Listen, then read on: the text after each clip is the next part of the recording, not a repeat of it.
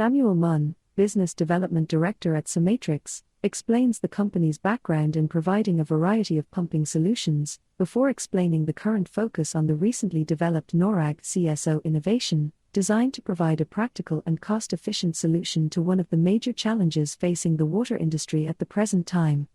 And he's not done with research and development just yet, having recently started work on addressing the biological aspect of wastewater treatment. Okay, so Samatrix, good place to start, I guess, would be a little bit of background on the company, a bit of history, roadmap, and any sort of key milestones along the way. Okay, it's I actually started Samatrix in 2000 after I finished my job as an MD for another company. I wanted to do something myself. It couldn't have been at worse timing. It was more of a hit and hope shop, really, and didn't really pan out. And for a couple of years, I struggled just with bits and bobs of work. And I saw an advert really for a company called Grundfos, which is a major global pump company.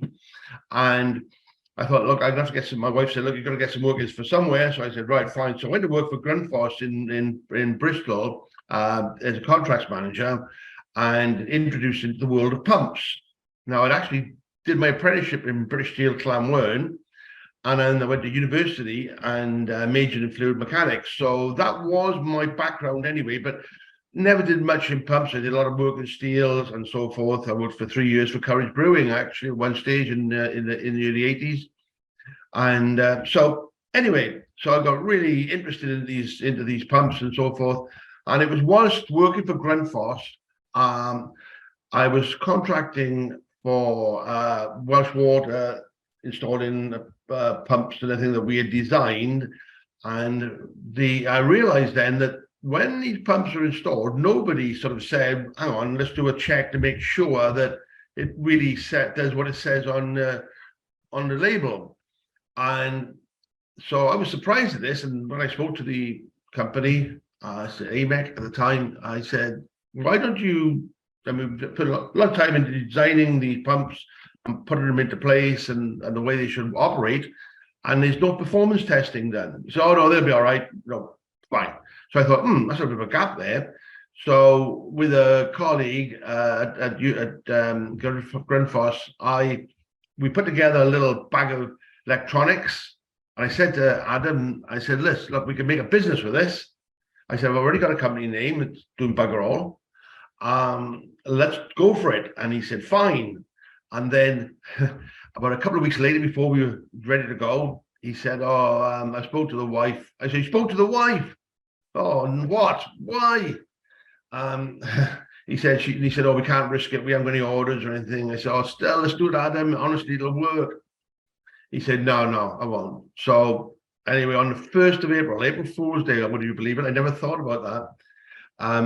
So I went in and my wife said to me, oh, we got some good news. I said, what's that? She said, we've saved £300. So if we keep that, we can have our first holiday for a long time next year. I said, well, I got news for you. She said, what's that? I said, I quit my job. Going to start on my own with this little bag of tricks. And she was like, she was a buyer for Remploy, and so she knew about business. And she said, well, you got customers? I said, no. Got a business plan? No, I'm just going to go for it. And so she burst out crying, never spoke to me for a week.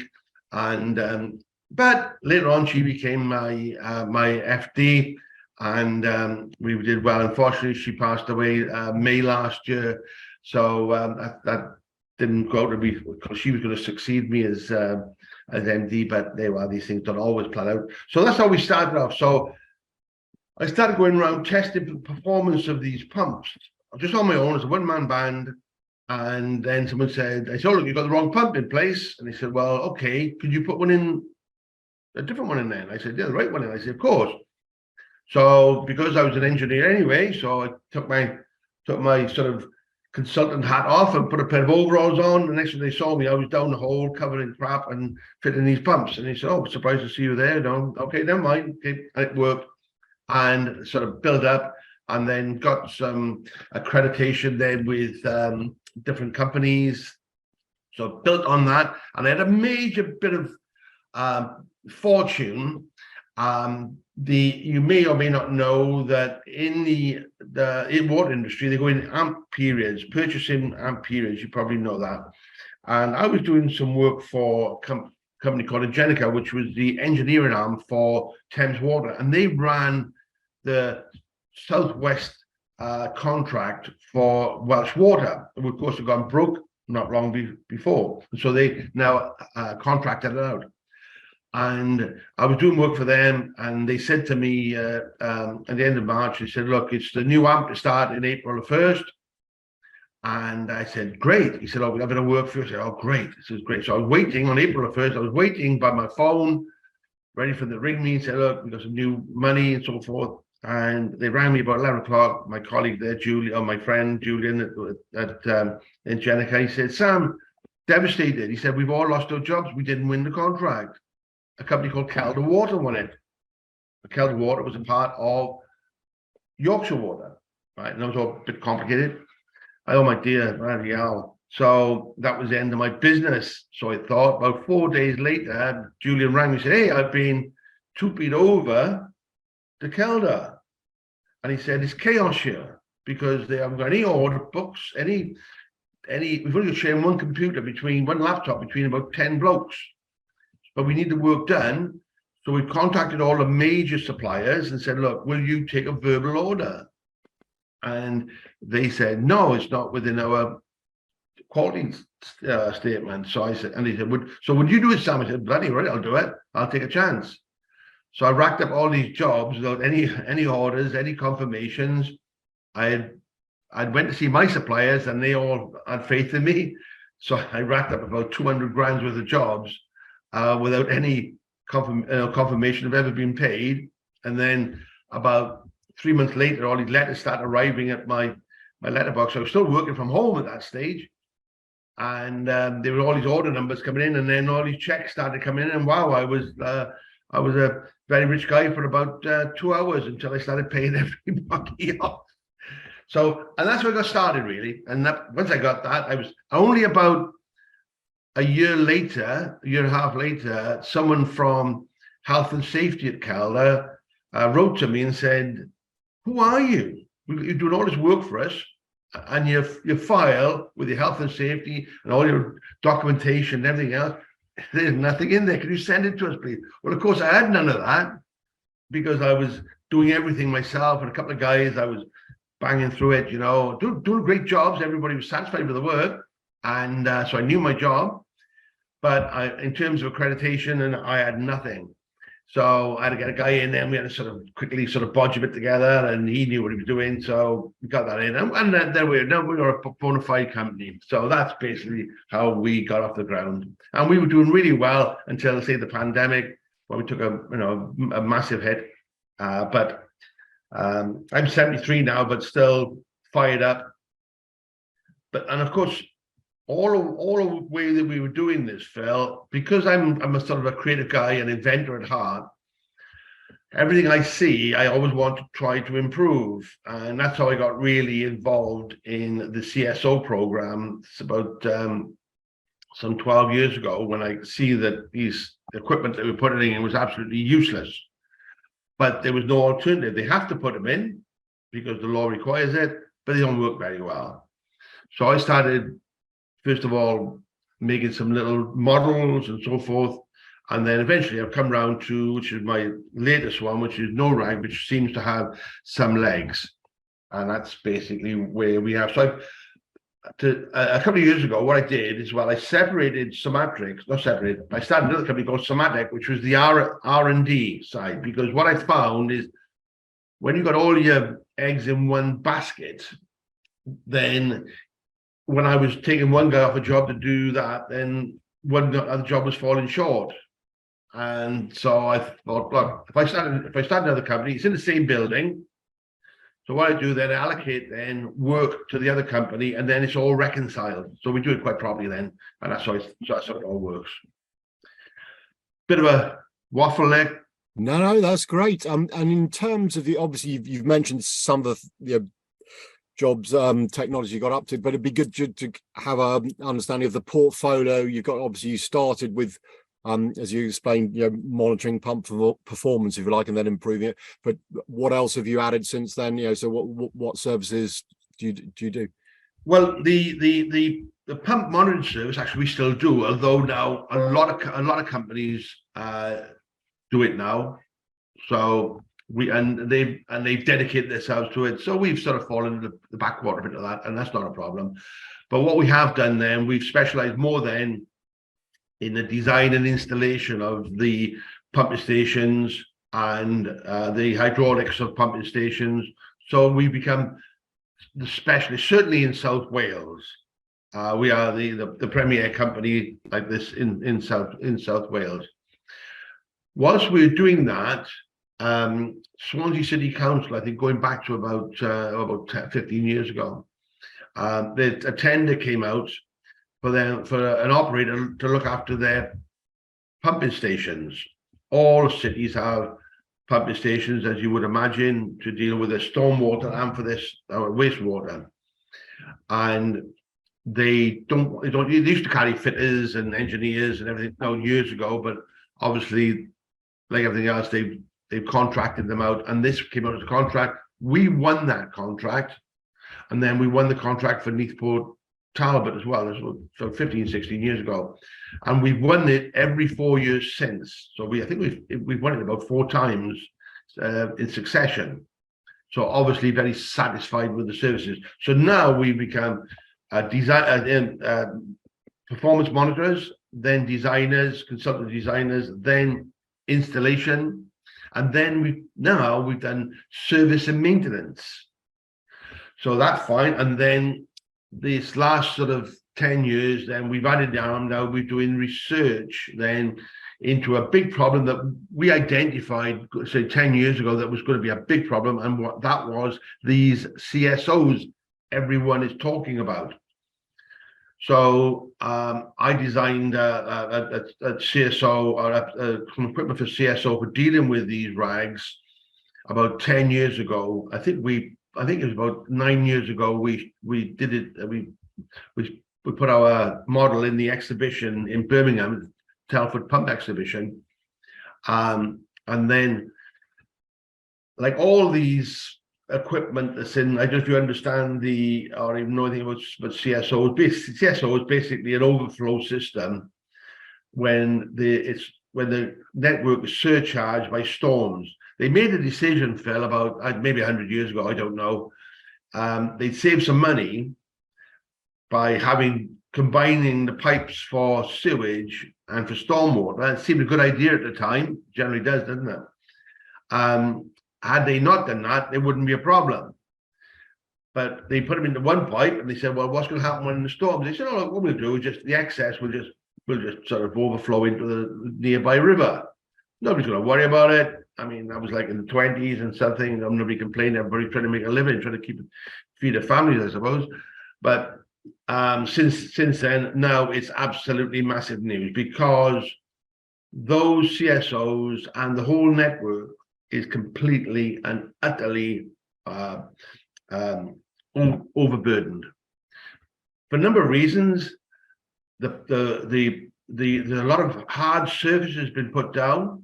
So before, the rain used to soak into the ground. Obviously, now these hard surfaces, the roads and pavers now for these houses, and so all that water now goes down to the drain, where it used to go to the lawns and the fields.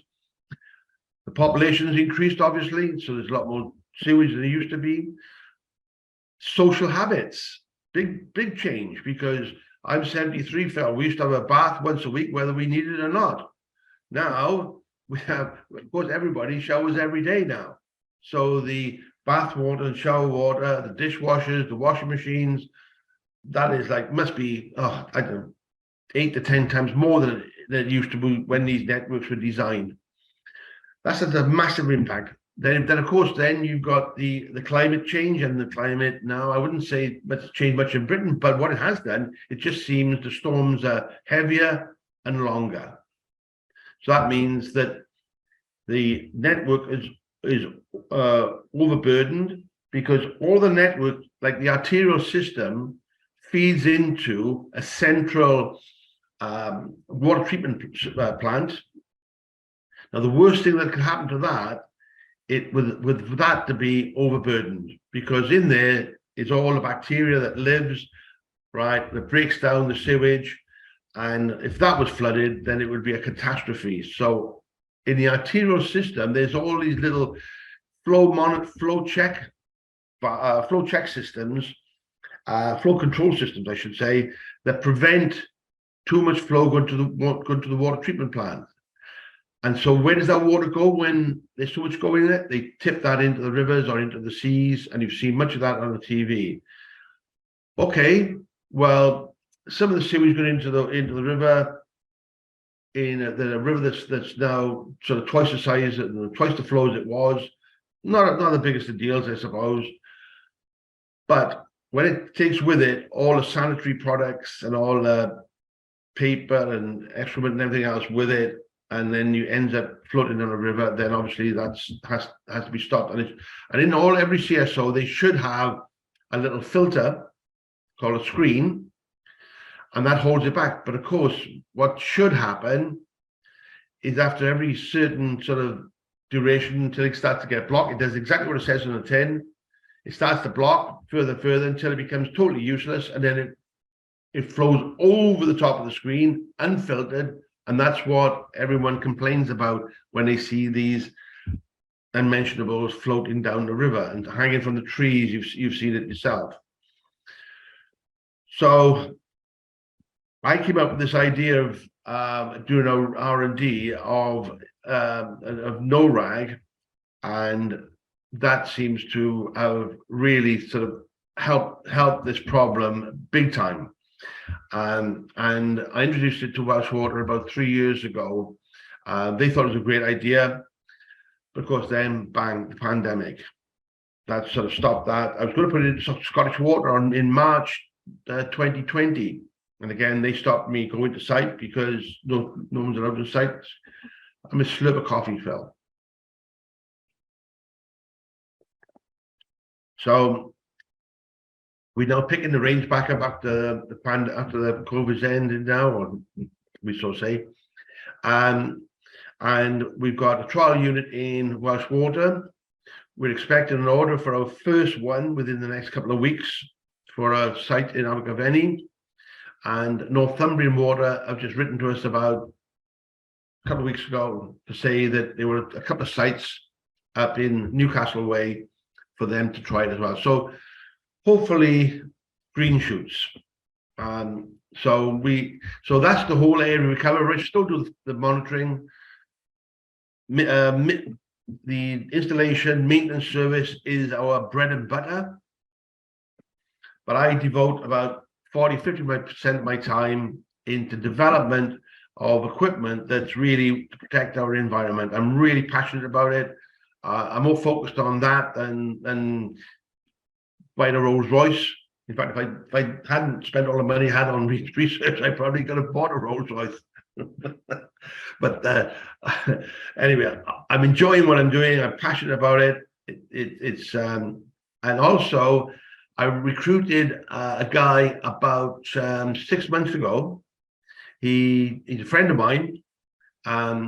He's a neurosurgeon. So he just retired. He's still got his he's still a consultant, he's still a practicing doctor, but he's given up actually operating as a neurosurgeon. So he didn't know what to do. I said, look, come and join me and let's save the world. So I told him all about CSOs. I said, I'm dealing with the visible part through Norag, stop this, all the solids going out into the river. I said, but there's the invisible part, the pathogens, the E. coli, who better know about that and the results of that than someone like you, because that is not my strength at all. Mechanical engineering is my strength. Biology and medical stuff is certainly not. And so Tim has joined me, and we're well into now reading up, and we've got a couple of units now that we are playing around with. We've been to see, we've met up with a couple of guys from Germany, States, some colleges, So we're now on the trail of the other half to complete the picture. Because, well, these CSOs, I know they said in Parliament, yeah, let's stop the overflows. They can't. It would take maybe 100 billion to rip everything up. Just to London alone, to try and put extra pipes and everything on, they won't do it.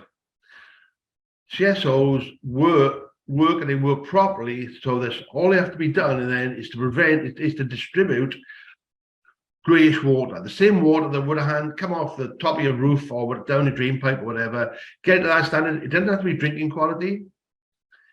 Get to that standard, and then also to filter it so there's no solids that go out into the water. So it's basically safe for people to swim. Can you make a cup of tea with it? No. But as long as you can swim in it and it's safe to swim in, that's it. So to me, that's the goal. When I hear on TV that some of the English companies are putting together something like about 10 billion to do what they term as storage, so that they basically, when it comes down, there's too much for it, so they dig these big tanks underground and store the water, the wastewater, whilst the storm goes.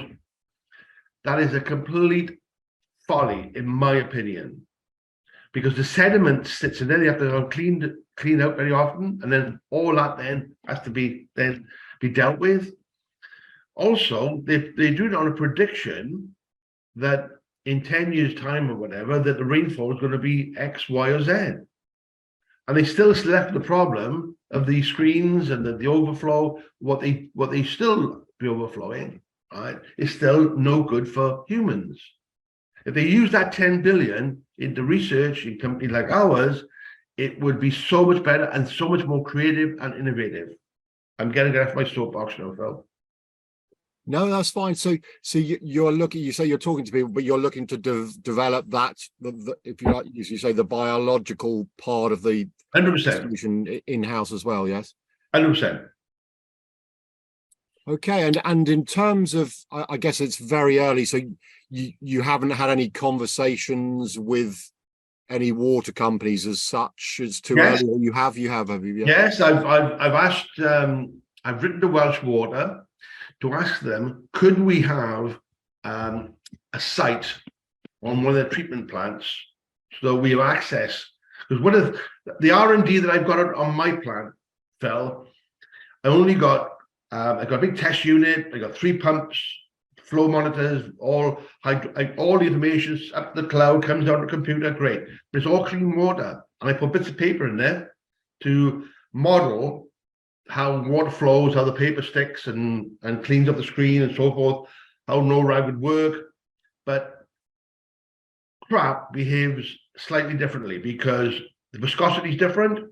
There's oils and grease in there and lots of other stuff.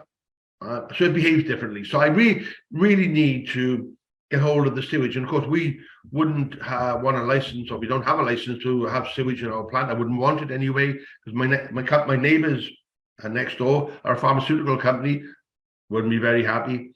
So we will. I've written to Welsh Water for if we open a plant, small R&D plant on one of their sites.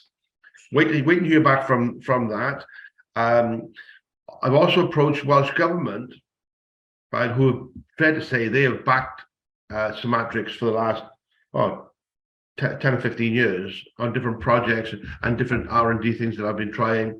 They're phenomenal. I've just done a reciprocated to them by putting out a video for them for their smart Cymru, which is a grant system for research and for development and so forth, innovation. So I basically did out of my plant here a video. They did all the cameras and everything else.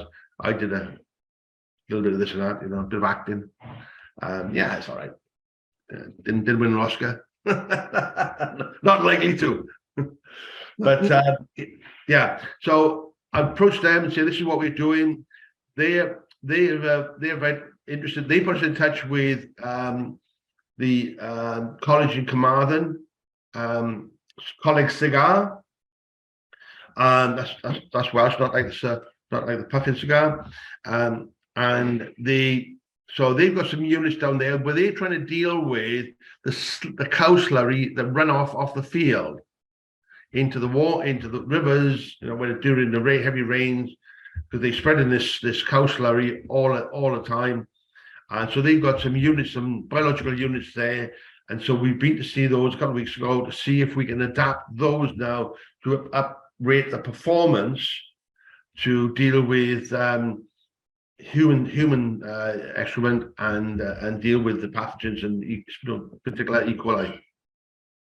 So we're down on the road. I mean, I finance it all. I finance it myself. And I've had grants from Welsh government, but at this stage we've not had any other backup. For a company called NOV, National Oil Well Vargo, based out of Houston, Texas, they're about a £7 billion company, oil company. They picked up on Norag about 2 years ago, and they put a team dedicated to it because they want to take the distribution and even purchase Norag at some stage. Once they're satisfied there's enough orders, enough interest for it, because to take this worldwide, because they've got worldwide outlets, and they are very big into conservation and environment, as all oil companies are. They're maniacal about it. So they've given me a lot of support in terms of, in fact, they've supported this actually through Chris French. This is how this has actually started. So that's come all through them. So they're very good, and in fact they've assigned a guy to us, Neil Davis, who turns out to come from Swansea actually, and he's their global business development director or something, some great title. So that's working well. They're really supportive, but in terms of finance, I've had to find this from my own pocket really for most of this over the last sort of 10 or 15 years. And maybe sort of just in finishing, I mean, you're clearly extremely busy with what you're already doing. Are there other things you are looking at that you can talk about or hint as to what you're doing, or is everything you've mentioned sort of keeping you more than fully occupied? Therefore, at the moment, that's what you're concentrating on, or are there other sort of plans out there that you're? I've got some other plans. We've just at the starting stage. Besides the one now, the biological treatment. The other thing that we are ready to do, we've got the design in place. We're ready to make use a 3D printing, a model for a pump that because obviously with all these rags, and years ago when sewage was sewage, it used to be basically crap and toilet paper and the odd old sanitary towel that went down there. But now it seems everybody throws everything down there, and one of the worst things they made for sewage is like the J cloth, that blue cloth which is pretty indestructible.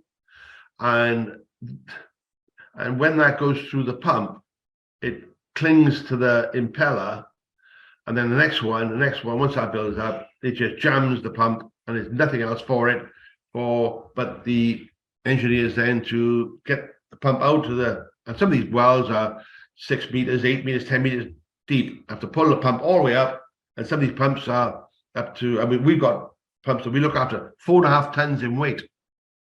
So it's not a small exercise. Sometimes you can have a crane to lift them out and so forth. So these all become jammed up, and then they have to strip it down, take all this rag off, what we call generalization. Rag covers everything. So I'm looking at a pump that I came up with the idea a couple of years ago, looking at another idea. And so we're going to have that now made by a 3D printer.